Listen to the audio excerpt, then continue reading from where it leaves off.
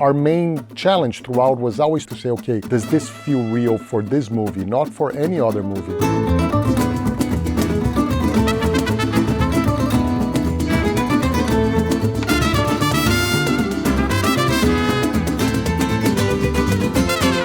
My name is Marcelo Zarvos, and I scored the music for Flamin Hot. I don't have to introduce myself anymore, right?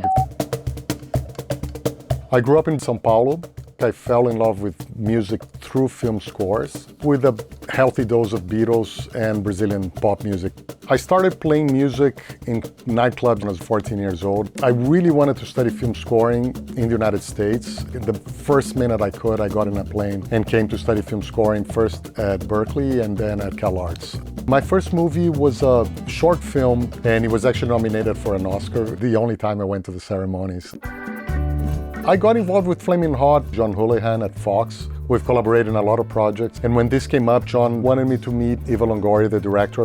Her enthusiasm was so infectious that I knew I really wanted to work on this film. It was very interesting to work with her. Not for a moment she felt like a first-time director. I've worked with directors that have done, half a dozen movies and were not as confident as she was. Action! From the first time that I spoke to her, she had a very clear place she wanted to get to, and she wouldn't rest until we got there. It was a lot of fun to compose for Flamin Hot. I would say that what you see in the picture is kind of the experience we had behind the screen. Eva Longoria was very, very specific about what she wanted the music to be, how she wanted to honor the Mexican-American tradition, and how she wanted it to really feel culturally specific. That was something that she talked a lot about. I'll describe the music of Flamin Hot as having a lot of heart and energy. We really had to match Richard Montañez's enthusiasm with the music, but also there's a lot of emotional elements. That was a big part of what the score was there to contribute. One of the things that was different is that we started recording the music from day one. Because of the nature of this music, it just didn't lend itself for anything that was not the real thing. So I got some incredible Mexican-American musicians. From the very beginning, it was clear that we needed that organic, real live feeling to the score. Eva immediately reacted to it. So there was never a moment where we said, okay, we're gonna stop now and start recording the score. It was done throughout. It was really the only time I've done that in a movie. A lot of the conversations in the beginning were about how to keep it authentic, not watered down musically what the story was. And that was always sort of the thermometer that we used. And Eva would react immediately if something felt like it was too manipulative or too generic in any ways. The music ranges from almost folk quality in the beginning when we're seeing him as a kid. We made it very lo-fi, alluding to the 50s and the 60s and to what the sound would have been then. The film spans 40 years and the music kind of progresses with that. The score worked as a glue. And as we get towards the second and third acts, the score becomes more emotional, becomes more inspirational, and it just gets bigger. We were asked to rescore the Fox Fanfare in a Mexican style, and that was Eva's idea, and it was a really fun thing to do, and I think it sets the movie perfectly. We had a big element of action. Richard Montañez, the main character, coming up with this idea and how unstoppable he was. So the music had to have a lot of energy. A lot of it was two guitars playing together, very, very fast. And there was something almost very frenetic about Montañez. As it evolves, when he has his idea, his light bulb moment, it was sort of the elote and the Flamin Hot theme.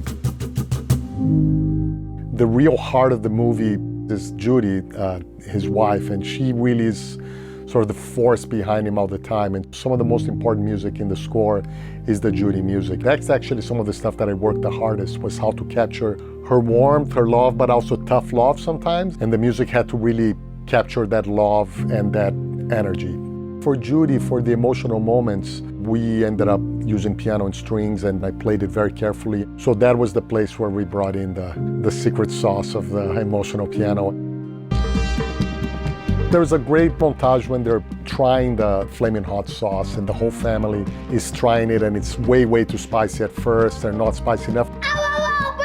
When they finally get it, there's this big kind of drum roll, literally, and like, we got it. Burns good or burns bad? It burned good. There was this fun music when he breaks into the office of the president of the company. At first, it's kind of like an action cue because he's sneaking in, but it becomes very emotional and he's telling the story of how he suffered prejudice as a kid. So there's all these different layers happening. He's doing something dangerous, then he's talking about something emotional and sad from the past. So the music had to work in all these different ways. There's the music for the end of the film when he's frustrated, he's not getting a raise, not getting a promotion. That music, it was the moment that we needed to cry. And you just know you have to have what we call like the goosebump effect. Doesn't matter what the music is, how beautiful, how intricate, but we had to just get goosebumps and teary-eyed. And I remember when I first played it for Eva and everybody was a little teary-eyed and it was like, okay, I knew we had it then. As an immigrant and a Latin immigrant, I came to this country with dreams like Richard Montañez did, and so I could really relate to the story in that personal level. Although I'm Brazilian, this is a Mexican-American story, there's been so few films that have shown really Latin culture without being, it's not about being in a gang, it's about normal people trying to survive and trying to thrive. And I felt really proud and I was just thrilled to be a part of it.